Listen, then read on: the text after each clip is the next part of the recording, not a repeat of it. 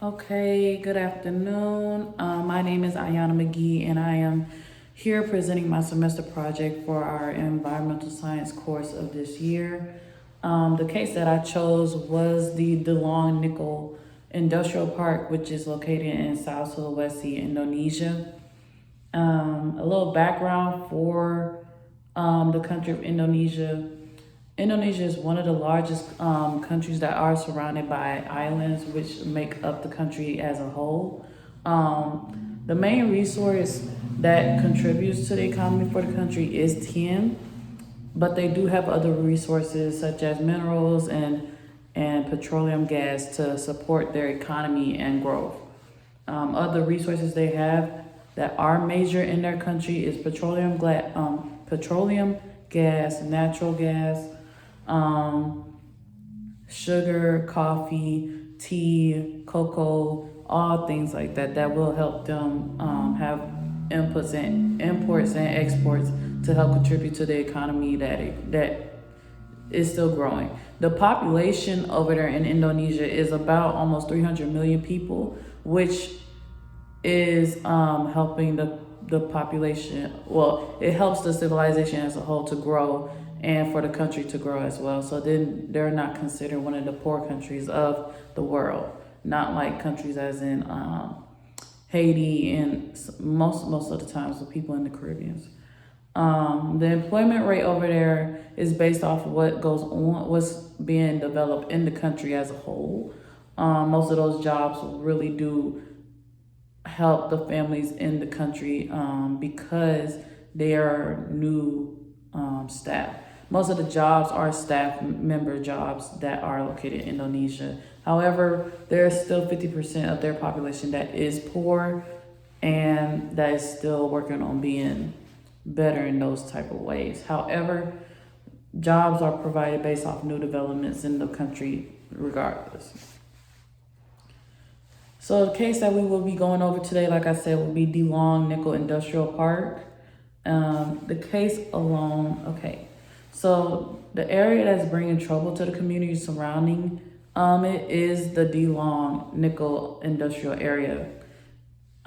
This issue started in 2019, the very first January 1st of 2019, and it is still going on in present date of 2022.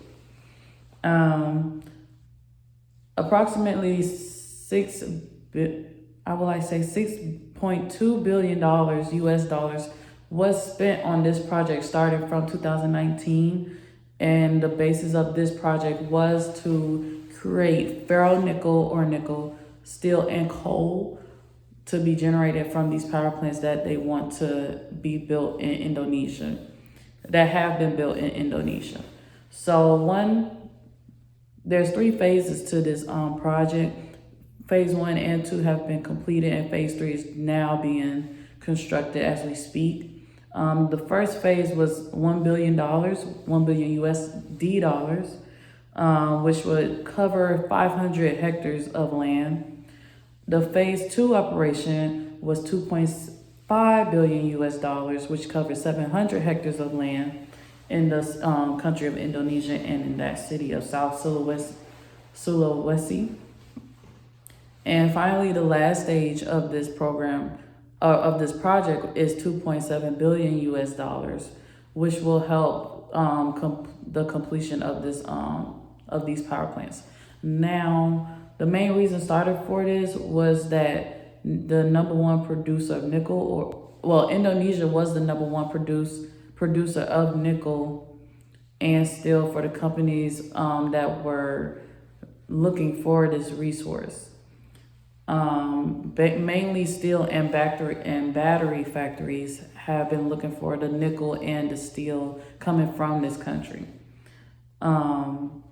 The DeLonge Industrial Park that was made from China's Jiangsu DeLong Nickel Company was by using, they used 2,200 hectares of land that created this plan of the area to be able to even pursue the project.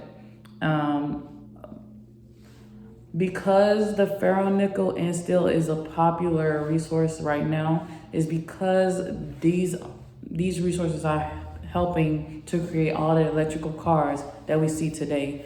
You see companies like Nissan, Hyundai, and Toyota, because they're all generated from Asian companies, they're all using this product to make the new innovative electric cars that we see today, such as Tesla.